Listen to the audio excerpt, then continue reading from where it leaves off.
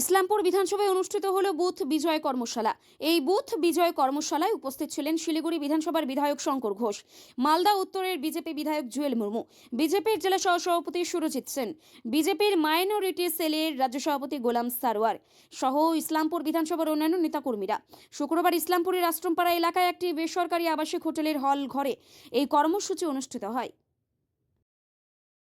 প্রদেশের পক্ষ থেকে বিধানসভা ভিত্তিক সাংগঠনিক বৈঠক হয় এবং যেহেতু নির্বাচন সামনে, প্রত্যেকটি বিধানসভাকে ধরে ধরে আমরা আমাদের সংগঠনের প্রত্যেকটি কাজের পর্যালোচনা করা এবং নির্বাচন অভিমুখী যে সংগঠন সেই সংগঠনকে তৈরি করা, তার পাশাপাশি এই সময়কার যে রাজনৈতিক পরিস্থিতি সেগুলো নিয়ে সাধারণ কিছু নির্দেশিকা আমরা এই বৈঠকে দিয়ে থাকি।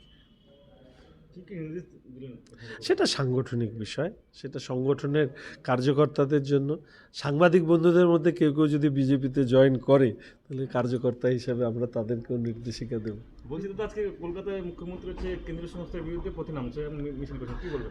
দেখুন, আজকে আমি গোয়ালপুকুরে একটি সভা করতে গিয়েছিলাম, তো দুজন ভদ্রমহিলা ঠিক পাশেই গল্প করছিলাম, মাঝবয়সী, ধরুন 50-60 বছর।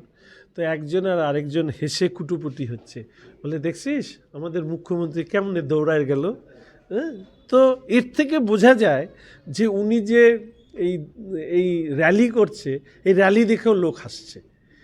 ভারতবর্ষ নয়, পৃথিবীতে কোনো মুখ্যমন্ত্রীকে এরকমভাবে দেখা যায়নি যে একটা বেসরকারি সংস্থার কাগজপত্র বাঁচাতে গিয়ে ল্যাপটপ আর কি একটা সবুজ ফাইল যেভাবে ছিনতাই করে নিয়ে আসলেন, তাতে আমি বলবো যে উনি মানে রানী, এছাড়া আর তো আমি কিছু বুঝতে পারলাম না। ভোটের মুখেই এই তৎপরতা কেন? প্রথম কথা, ভোটের মুখে এই তৎপরতা কেন কে জিজ্ঞেস করবে? যিনি অভিযুক্ত তিনি জিজ্ঞেস করবেন না? এটা তো যারা তদন্ত করছে তারা ঠিক করবে কখন কোথায় যাবে। এটা একটা কোর্ট মনিটর কোল স্ক্যাম, সেই কাজের সাথে এই সংস্থা যুক্ত আছে বলে তদন্তকারী সংস্থা মনে করছে। ফলে তারা কখন কোথায় যাবে সেটা ঠিক করে দেবে যারা এই কয়লা, বালি, এই সমস্ত পাথর চুরি করে নিজেরা অট্টালিকা বানিয়েছে, তারা ঠিক করে দেবে তাদের কাছে কখন কে আসবে। ফলে অভিযুক্তর তো এই প্রশ্ন তোলার অধিকার নেই। এবার তাদের অনগোয়িং ইনভেস্টিগেশন প্রসিডিওরের মধ্যে এই জিনিস ছিল, তারা গিয়েছে। কিন্তু তার জন্য একজন মুখ্যমন্ত্রী একদম 14 তলা থেকে নেমে এই পরিমরি করে যে ছুটে এসছেন, এতে একটা জিনিসই প্রমাণ হচ্ছে, এই স্ক্যামের সাথে কি মুখ্যমন্ত্রীর পরিবারের কোনো যোগাযোগ রয়েছে? মানুষ এটা বলছে।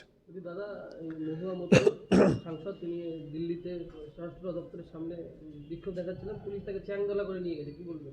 দেখুন, উনি এ সমস্ততে অভ্যস্ত, সদ্য বিবাহিতা উনি, এই সময় পুলিশ চ্যাংদোলা করে ওনাকে নিয়ে যাওয়াটা সঠিক কিনা আমি বলতে পারবো না।